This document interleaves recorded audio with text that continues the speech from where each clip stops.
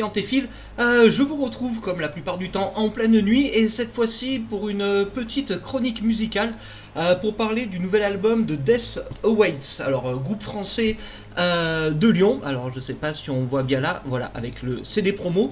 Un groupe dont j'ai choisi de vous parler et j'en profite à l'occasion pour dire que voilà, la plupart des albums que je vous chronique, à 80% du temps, ce sont des promos que je reçois de labels, donc des CD promos ou en MP3, mais des albums que je choisis de vous parler, c'est-à-dire que rien ne m'est imposé, c'est pas, on me dit pas tu fais ci ou ça, voilà, je reçois par exemple là en un mois, j'ai reçu rien qu'en CD entre 10 et 15 albums, je sais plus le nombre, peut-être 13 albums, et je fais le tri là-dedans de ce que je vais vous présenter, et aussi je pioche dans mes propres goûts musicaux, dans des sorties voilà, sur l'actualité, mais pas obligatoirement. Il y a des albums bien sûr que je ne reçois pas des labels, ça peut être des gros groupes, ou même des fois que je peux tout simplement oublier que je vois pas passer le promo, ou alors voilà, tout simplement que je ne suis pas en contact avec le promoteur. Voilà, donc cette fois-ci j'ai décidé de vous parler de Death Awaits, qui a sorti ce nouvel album, alors Rapture Smites, le 11 octobre dernier chez Ameo Music. Alors si je dis pas de bêtises, c'est le 4e album du groupe après les 3 précédents que sont Out of Adversity en 2011, The Abominable en 2014 et Solve Coagula en 2017. Alors tout d'abord, ce qui m'a un peu interpellé, c'est que quand j'ai reçu le CD, au lettrage du logo, alors là j'ai un peu du mal encore, je suis pas habitué à faire ça à la webcam, voilà, avec le lettrage, j'ai cru que c'était du gros death suédois, voilà, parce que le lettrage c'est carrément à la Entombed, voire les plus récents entre guillemets, Entrails, voilà, tout ce qui est les groupes un peu, voilà, gros son suédois, mais pas obligatoirement de la Suède, mais avec le gros son, voilà, de par chez eux. Du coup, quand j'ai mis le CD dans la platine, ben, j'ai eu une petite déconvenue. Je me suis dit merde, c'est pas du death metal, parce qu'en plus comme j'ai vu traîner le CD, voilà, j'ai un peu mis de temps à le chroniquer, à le mettre dans la platine, je me suis dit, voilà, je me suis mis vraiment en tête c'était du death metal,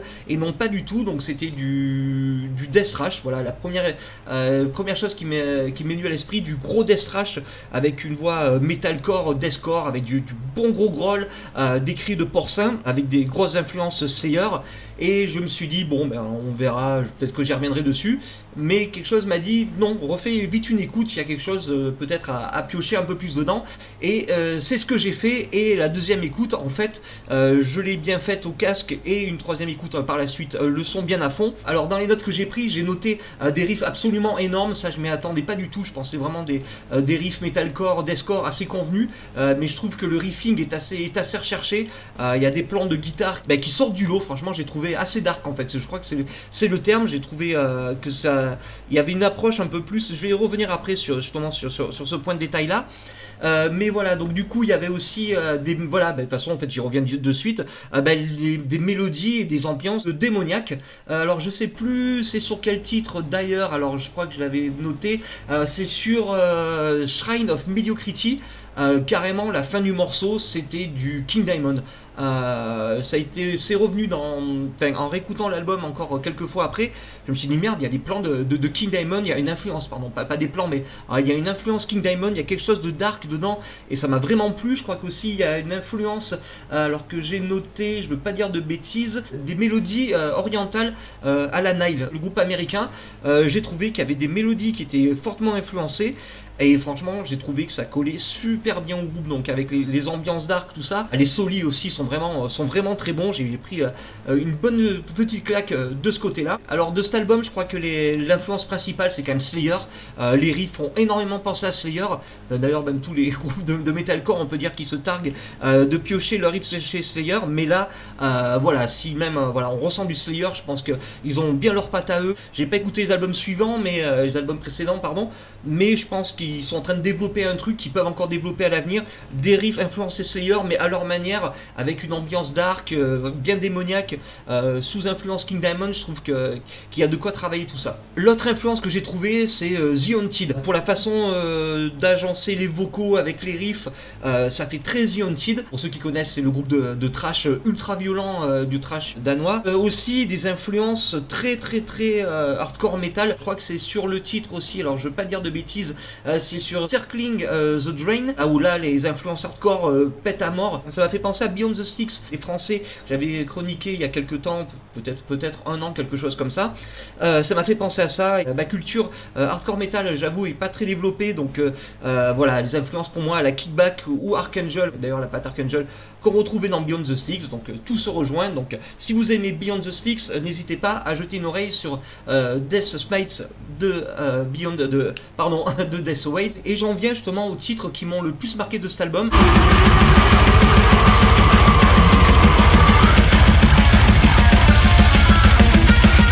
Alors dans mes notes, j'ai mis Barbaric Decadence. Pour moi, c'est une entrée en matière qui est digne des meilleurs albums de Slayer, comme une version du groupe qui aurait décidé de se sortir les doigts du trash. Voilà, une version de Slayer à des années 2010 super boostée. Le titre suivant, Better Think Twice, là où j'ai commencé à me rendre compte qu'il y avait des mélodies assez démoniaques dans les duels de guitare. Le titre démarrait d'une façon assez classique, mais après voilà, la mélodie de guitare, le duel, enfin tout ça, on sent que le groupe a un bon sens du riffing et ça fait décoller le morceau. Au début je me suis dit merde, un morceau assez classique assez rapidement sur l'album, et non en fait ça part vite en grosse patate quoi, et en gros sens du riffing, donc franchement c'est une bonne claque aussi. Le titre aussi, Circling the Drain, avec l'influence donc hardcore, Beyond the Sticks, Kickback, Archangel, et je crois que c'est vers la fin du titre les influences Alan Nile, voilà, grosse influence death metal oriental. Ensuite Shrine of Mediocrity, je crois que c'est le second titre avec les influences les plus hardcore,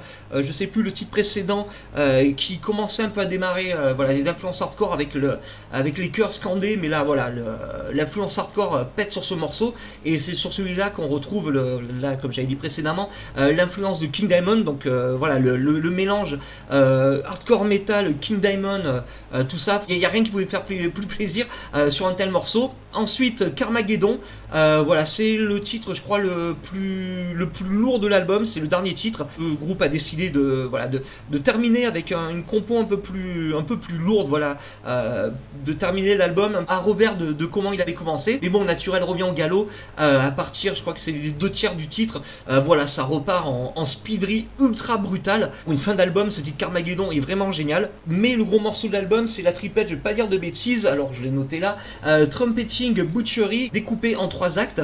La première partie qui est très influencée Slayer par ses riffs, et qui est pour moi, j'ai trouvé le titre le plus brutal de l'album, avec des mosh parts voilà, encore plus développés et encore plus brutal que sur les autres titres de l'album. La seconde partie est plus épique, je trouve que les titres sont plus alambiqués, enfin la structure est plus alambiquée.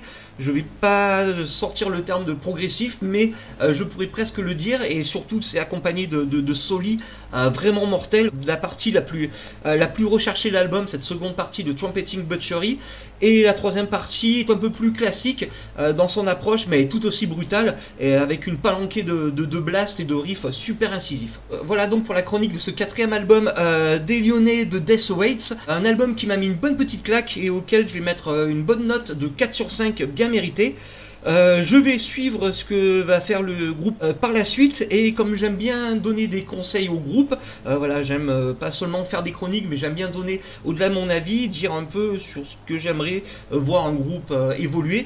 C'est dans ces harmonies un peu dark, ces riffs super recherchés, peut-être développer, si le groupe se définit metalcore, deathcore, super influencé Slayer, mais il y a quelque chose autour des mélodies, des ambiances dark à développer. C'est le moment au groupe de penser à se renouveler, à se forger une identité vraiment propre. Alors n'hésitez pas à écouter l'album, je crois qu'il est disponible en écoute intégrale depuis récemment, donc si c'est le cas, vous pouvez aller sur le site, je vais mettre l'intégralité de l'album en écoute, donc une bonne claque que je vous conseille fortement de vous procurer. Alors merci d'avoir suivi cette chronique, n'hésitez pas à vous abonner, liker, partager, commenter, à passer sur antiverse.fr et notre page Facebook, et je vous dis à très vite pour de prochaines chroniques et critiques. Tchuss!